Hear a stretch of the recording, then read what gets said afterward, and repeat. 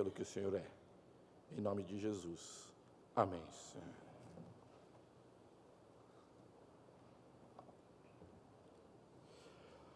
Vamos abrir nossas Bíblias na primeira carta do apóstolo Paulo aos Coríntios, capítulo 1, versículos 18 a 25. 1 Coríntios, capítulo 1, os versos 18 a 25. E nessa noite eu quero olhar esse texto com os irmãos pensando na seguinte temática: amo a mensagem da cruz. Sim, amo a mensagem da cruz. Certamente, a palavra da cruz é loucura para os que se perdem, mas para nós que somos salvos, poder de Deus. Pois está escrito: destruirei a sabedoria dos sábios e aniquilarei a inteligência dos instruídos. Onde está, ó sábio? Onde, ó escriba? Onde o inquiridor deste século? Porventura, não tornou Deus louca a sabedoria do mundo? Visto como, na sabedoria de Deus, o mundo não o conheceu, por sua própria sabedoria, aprove a Deus salvar os que creem pela loucura da pregação. Porque tanto os judeus pedem sinais, como os gregos buscam sabedoria.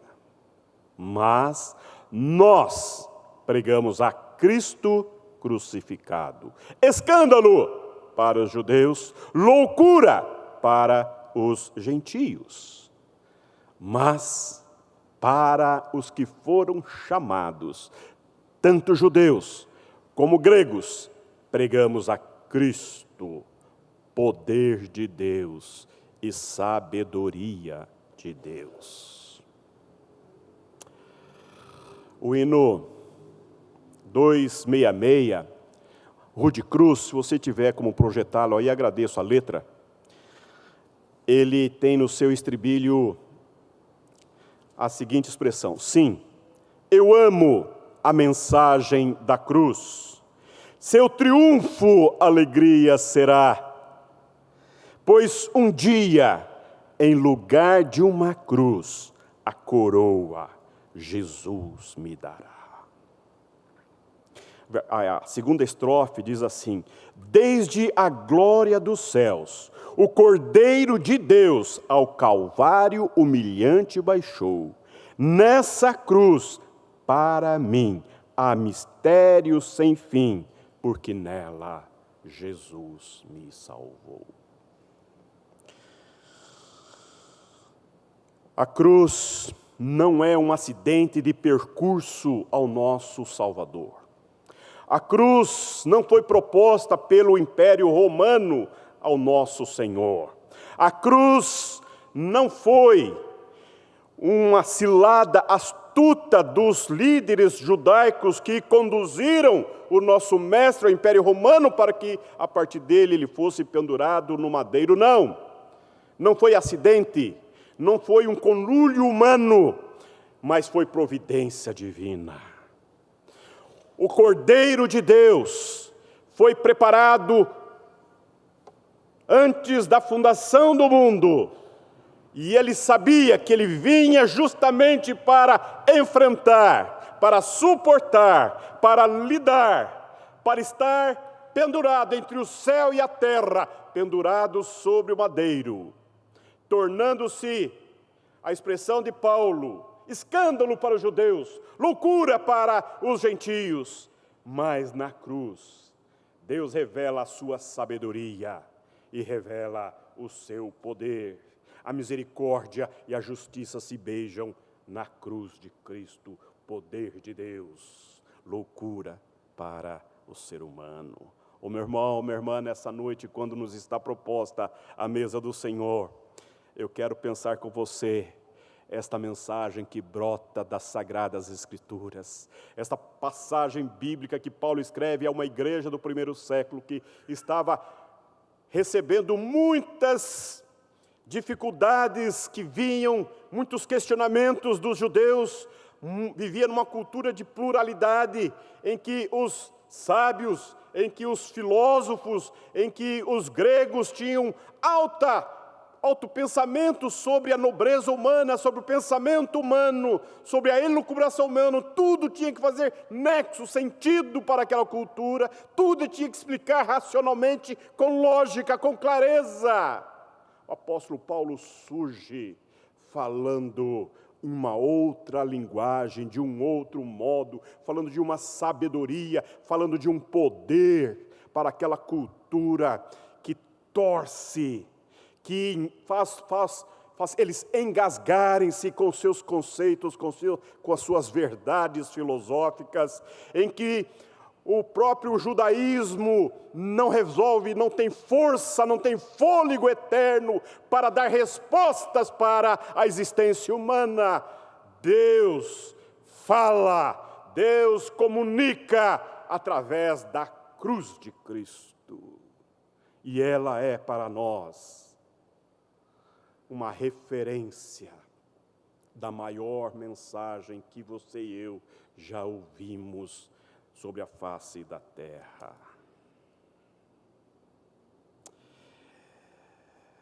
A igreja, na medida em que o evangelho vai espalhando, o reino de Deus avança, igrejas estão sendo plantadas, comunidades se espalham para toda parte. E hoje ser evangélico, de certa forma, traz, em boa parte das pessoas, uma conotação de prosperidade financeira. E, de certa forma, ainda muitas pessoas olham o evangelho buscando as bênçãos do evangelho e colocam na centralidade do evangelho o seu desejo, a sua vontade humana. Na medida em que muitas pessoas são atraídas a uma proposta inovadora, percebemos também um aumento gradativo de fábulas, heresias e ensinamentos que não se fundamentam na cruz de Cristo. Muitas pessoas, embora sejam evangélicas, estão longe, muito longe da cruz de Cristo. Talvez, na verdade, nunca estiveram perto ou na cruz de Cristo. Na realidade, com o avanço do evangelho, da prosperidade, da confissão positiva, de ministrações proféticas, muitos hoje simplesmente estão, como o apóstolo Paulo fala, que são inimigos da cruz. Estão na igreja, estão ensinando, estão pregando, estão ouvindo, estão adorando, estão cantando, conhecendo, mas com toda certeza, a cruz que foi usada na eternidade como instrumento de salvação, nunca fez sentido em seus corações. Muitos simplesmente odeiam a cruz de Cristo. A cruz usada na antiguidade como uma pena capital, estabelecida pelos romanos, era sinal de maldição e humilhação e morte. Porém, para os salvos, para os santos, para aqueles a quem Deus escolhe, aquele que a Deus salva, é redimida em Cristo Jesus, hoje é sinônimo de bênção, glorificação e vida eterna. Há muitos religiosos, líderes que estão se tornando hoje inimigos da cruz de Cristo. Paulo chama de inimigo porque eles rejeitam a cruz e vivem suas vidas centradas em si próprios, buscando autossatisfação. Hoje há muitos inimigos da cruz de Cristo espalhados pela igreja afora. Pessoas que usam o evangelho para o bel prazer humano sem compromisso com a cruz.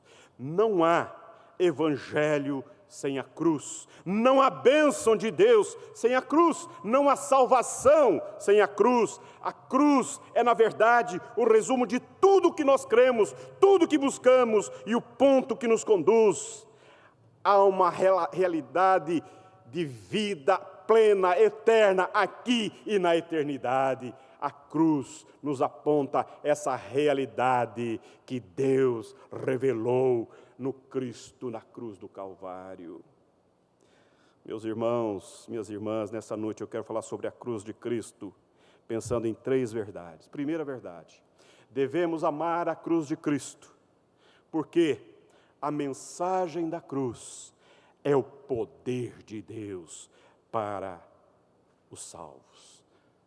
A mensagem da cruz é o poder de Deus para os salvos. Veja o versículo 18. Certamente, a palavra da cruz é loucura para os que se perdem, mas para nós que somos salvos, poder de Deus.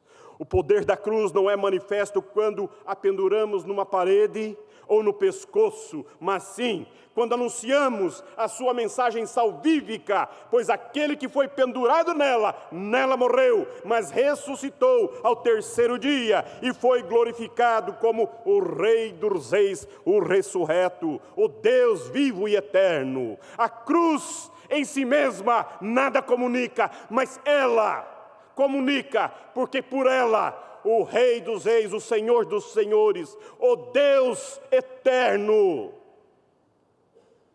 pendurado no madeiro, cumpriu, absorveu, Ele trouxe sobre si toda a vileza e a humanidade decaída que você e eu somos. Naquela cruz, a cruz revela essa mensagem poderosa de que pela misericórdia de Deus, Ele colocou o seu único filho, eterno filho, em forma de gente, em forma de homem, pendurado no madeiro.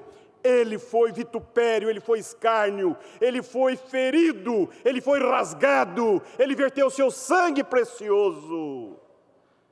Isto é poder de Deus, isto é glória de Deus, isto é escândalo para os gentios, para os judeus, isto é loucura para os gentios, mas para nós que compreendemos a sabedoria de Deus revelada nas Escrituras. Meu irmão, você que conhece a Bíblia sabe que a centralidade do Evangelho está revelada na cruz de Cristo, aquele que Deus prometeu desde Gênesis capítulo 3,15, quando houve o pecado e então Ele já anunciou o Evangelho, em que este lhe ferirá o calcanhar e tu lhe ferirás a cabeça. Cristo haveria de vir, e você olha a revelação toda, a revelação bíblica aponta para esta gloriosa e poderosa expressão da vitória da morte na cruz de Cristo.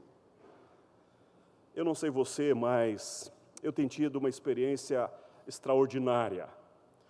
E no ministério pastoral, algo maravilhoso, Deus tem me dado o privilégio de participar e ver acontecer. Quando pessoas com desejo genuíno, com uma sinceridade e uma honestidade pessoal rasgada, em que se dá conta da sua incapacidade de levar a vida sozinho, e se apercebe carente, desprovido de controle, de autocontrole, de gestão própria da sua existência, e percebe que há um mal que o toma, há um mal que o envolve, e ele não sabe dar nomes a essas coisas, mas ele percebe que ele está, de certa forma, cerceado, aprisionado, envolvido com uma estrutura maligna dentro de si, que o toma, que o envolve.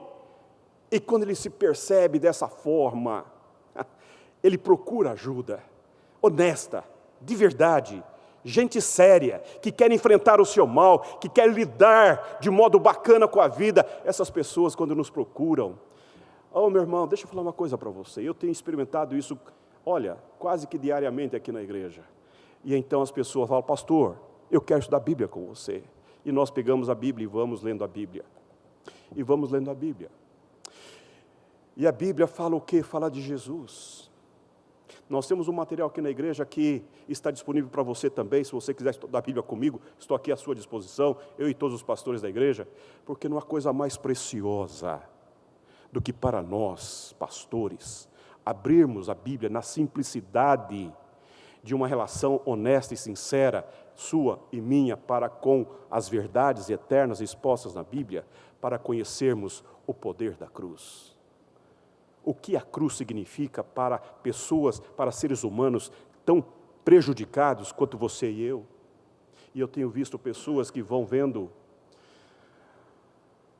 o que a Bíblia fala de Jesus na cruz, os desdobramentos da obra de Jesus na cruz. E quando essas pessoas se enxergam, se veem e percebem o amor, a graça, a vida que emana da cruz de Cristo, ela fala: isso faz sentido para mim, isso faz sentido para mim, isso faz sentido para mim. E quando ela percebe que na cruz de Cristo, ela estava representada na sua vileza, no seu pecado, na sua desgraça, nos seus prejuízos pessoais, na sua morte espiritual, e então, pelo poder do Espírito Santo, na santa leitura da palavra de Deus, ela vai descortinando os olhos, as escamas vão caindo, os comichões dos ouvidos são baixados, e a pessoa começa a fazer: gente, isso sempre estava aqui e eu não sabia. Nessa simplicidade de fé, de gente séria, gente decente, gente que de fato quer levar uma vida graúda, consistente na vida, vida com gosto de vida, vida pacificada com a eternidade, vida vivificada pelo poder da cruz. Essas pessoas estão encontrando um jeito novo de viver, um jeito digno de viver a vida a partir do poder da cruz. Próxima semana, dia 10, nós, no aniversário da igreja, vamos oferecer mais novos membros para a igreja, e grande parte dessas pessoas fizeram estudos bíblicos com os pastores aqui da igreja, e eu pude acompanhar algumas delas, e uma me emocionou profundamente quando ela disse: pastor, que coisa impressionante, como o pecado custou caro para o nosso Deus. Você não consegue dimensionar, meu irmão, você não consegue dimensionar o que a mensagem da cruz, movida pelo Espírito Santo de Deus, provoca, transforma, renova, tira as escamas, acende luz na mente, fogo no coração, aqueles que compreendem uma necessidade de vida nova, vida com jeito de vida, vida com gosto de vida. Por isso que nós cantamos, sim, eu amo a mensagem da cruz. Eu amo a mensagem da cruz, porque ela pode ser loucura para os que se perdem, ela pode não fazer nenhum sentido para a cultura, ela pode não significar nada para os que vivem no mundo, amam o mundo, estão mortos para Deus, mas para aqueles que foram chamados, para aqueles que foram eleitos, para aqueles que foram tocados pelo Espírito de Deus, para estes é o poder de Deus. O apóstolo Paulo para esta igreja vai dizer, olha comigo no capítulo 2, versículo 1, ele vai dizer: eu, irmãos, quando fui ter convosco, anunciando-vos o testemunho de Deus, não o fiz com ostentação de linguagem ou de sabedoria, porque decidi nada saber entre vós, senão a Jesus Cristo e este crucificado. Oh, meu irmão, quando você entende que na cruz o nosso Salvador estava ali expiando o seu pecado, estava ali cumprindo todas a lei de Deus, ele estava cumprindo toda a justiça de Deus, ele se fez pecado pelo ser humano, ele absorveu, ele tirou de si o seu pecado, e na cruz do Calvário, ele pagou, ele quitou, ele zerou a sua dívida com Deus, como nós lemos aqui no início do nosso culto. A dívida que era contra nós, ele a expôs publicamente na cruz, ele encravou na cruz, ele pagou a dívida, ele cumpriu tudo que havia da parte de Deus contra você, para que em Cristo Jesus você tivesse vida. Esta é a mensagem da igreja, não há outra mensagem da igreja, não podemos pregar outro evangelho, este é o genuíno evangelho. O Cristo pendurado no madeiro, poder de Deus, vida na vida, santidade na vida, vigor para a vida. Eu não sei como você entrou aqui hoje, eu não sei se você está lidando numa relação processual com Deus, numa relação de religião com Deus, mas eu quero dizer para você, há uma vida, há uma experiência, há um estilo de vida, meu irmão, que te coloca, que te reconecta, que te coloca numa santa e bela comunhão diária com o céu. O céu baixa a você, a graça inunda a sua alma, o poder absorve a sua fraqueza, a glória inunda a sua tragédia, porque é isto que o poder do Cristo crucificado promove na vida da igreja. Esta é a força da igreja, a sua proclamação. Esse é o vigor da igreja, a proclamação do Cristo crucificado, do Cristo que morreu, do Cristo que foi as últimas consequências, do Cristo que escancarou o seu amor eternal por você e por mim. Esta é a mensagem da igreja, não há outra mensagem, não há outro evangelho. Esta é a mensagem que nós proclamamos, não importa o que o mundo pense da igreja, não importa o que dizem sobre nós. O que importa é que Deus nos amou eternamente e cumpriu seus desígnios eternos na cruz de Cristo, em favor da igreja, de mim e de você. Isto é algo extraordinário. E você não vai ouvir isso nas mídias, você não vai ouvir isso em grande parte, a não ser como mensagem única da igreja de Cristo. Essa mensagem é poderosa. Essa mensagem é poderosa para livrar o homem dos seus pecados. Essa mensagem é poderosa para salvar o homem da perdição eterna. Essa mensagem é poderosa para restaurar famílias. Essa mensagem é poderosa para trazer alegria. Essa mensagem é poderosa para trazer paz. Essa mensagem é poderosa para nos ressuscitar, assim como ele foi ressurreto ao terceiro dia. Essa mensagem é poderosa para nos dar esperança de que o futuro é glorioso, glorioso. Como diz o autor de Hebreus, olhando a nuvem de testemunha, desembaraçando-me de todo peso, prossigo para o alvo, para o prêmio da soberana vocação que está em Cristo Jesus, olhando firmemente para o autor e consumador da fé. Para o autor e consumador da fé, prossigo olhando para Ele. A vida cristã é vivida no poder do Cristo que morreu na cruz por você e que ressuscitou por você, estará com Ele. Em segundo lugar, devemos amar a mensagem da cruz, porque a mensagem da cruz é a única mensagem que precisamos. Veja os versículos 22 a 24. Porque tanto os judeus pedem sinais, como gregos buscam sabedoria. Mas nós pregamos a Cristo crucificado, escândalo para os judeus, loucura para os gentios. Mas para os que foram chamados, tanto judeus como gregos, pregamos a Cristo, poder de Deus e sabedoria de Deus. Eu queria chamar você a ler comigo alguns versículos do profeta Isaías, capítulo 40. O profeta Isaías, no capítulo 40, ele começa a fazer perguntas acerca da pessoa de Deus. E ele vai dizer: quem na concha da sua mão mediu as águas e tomou a medida dos céus a palmos? Quem recolheu na terça parte uma éfa o pó da terra e pesou os montes em romana e os outeiros em balança de precisão? Quem guiou o Espírito do Senhor? Ou como seu conselheiro o ensinou? Com quem tomou ele conselho para que lhe desse compreensão? Quem o instruiu na vereda do juízo? Ele ensinou sabedoria e lhe mostrou o caminho do entendimento?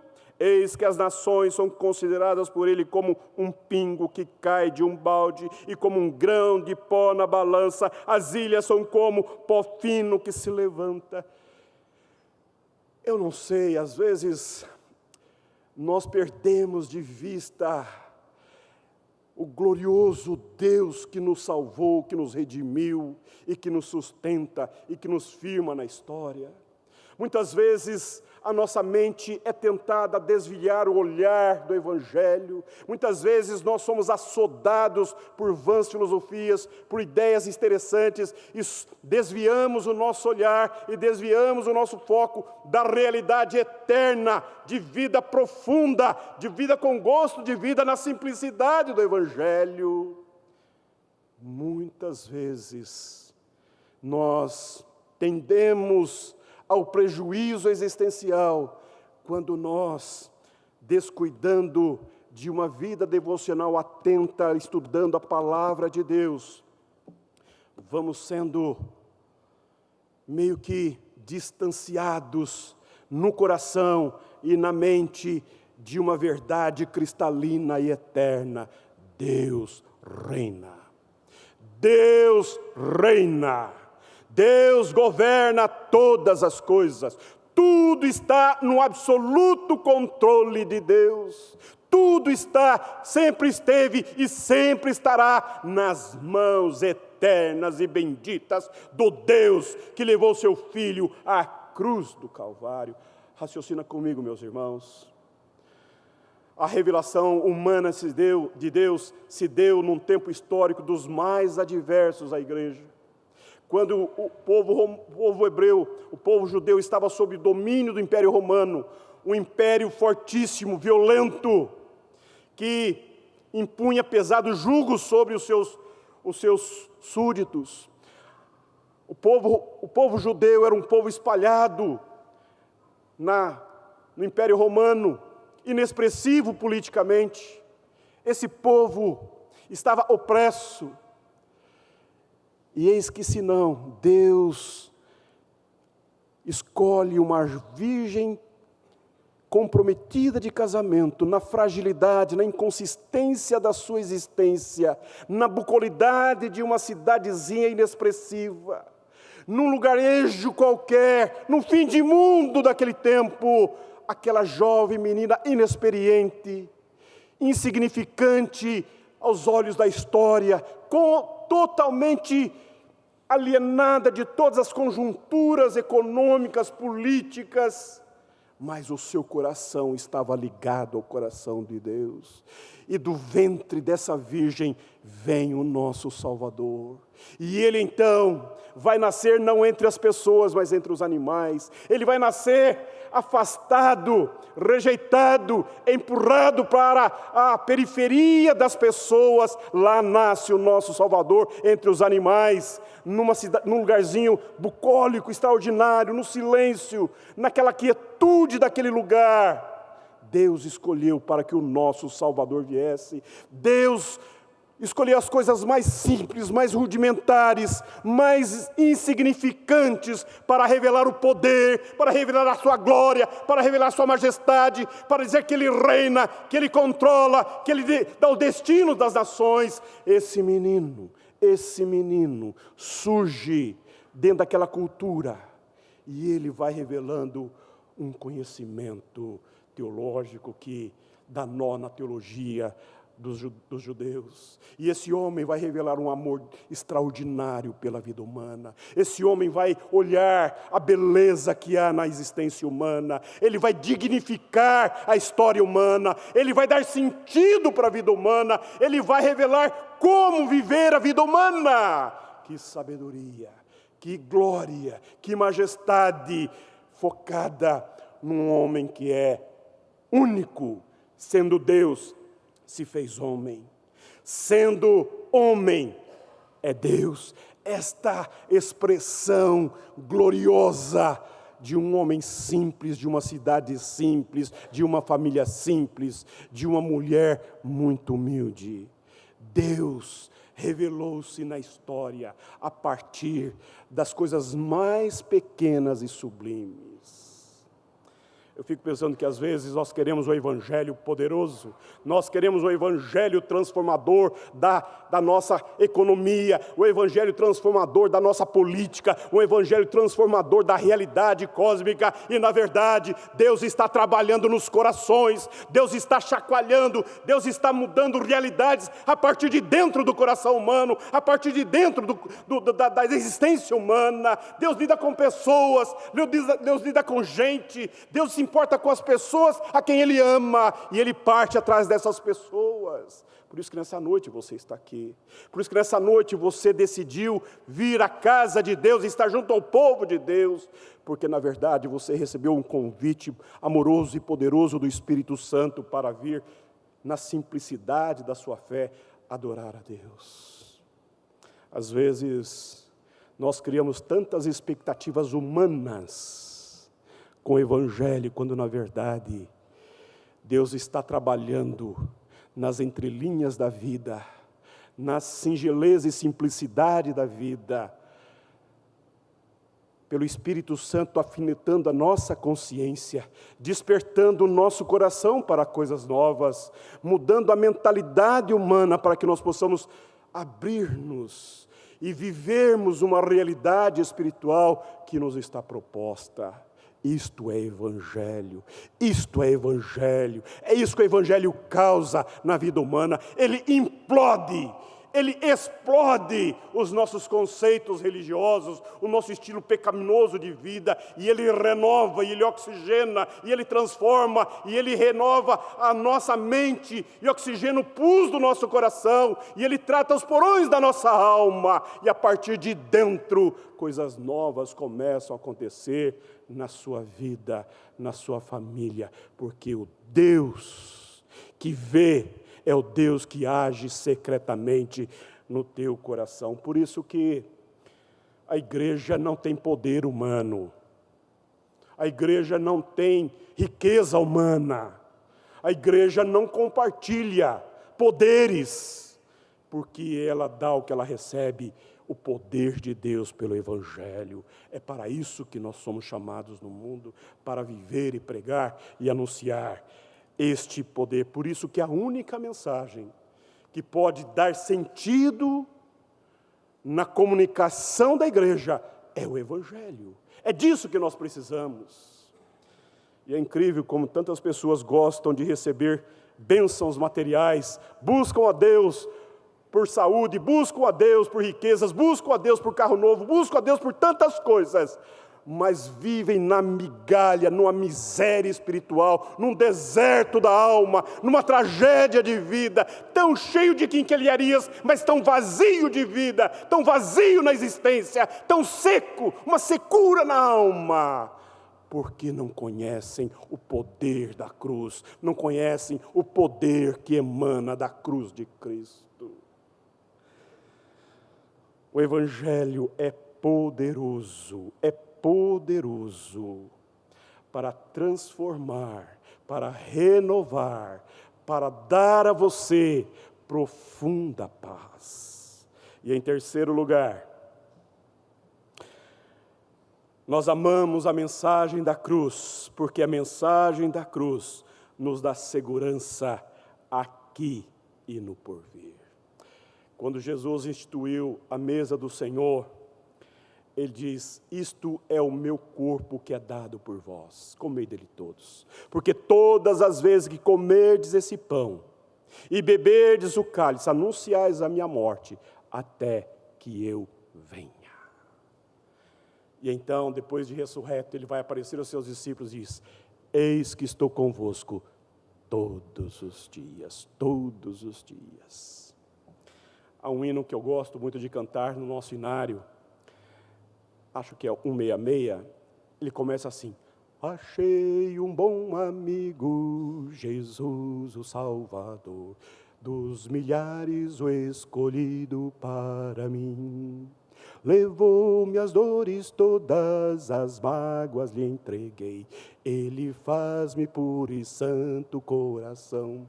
Que o mundo me abandone, persiga o tentador, e por aí vai. É esse Deus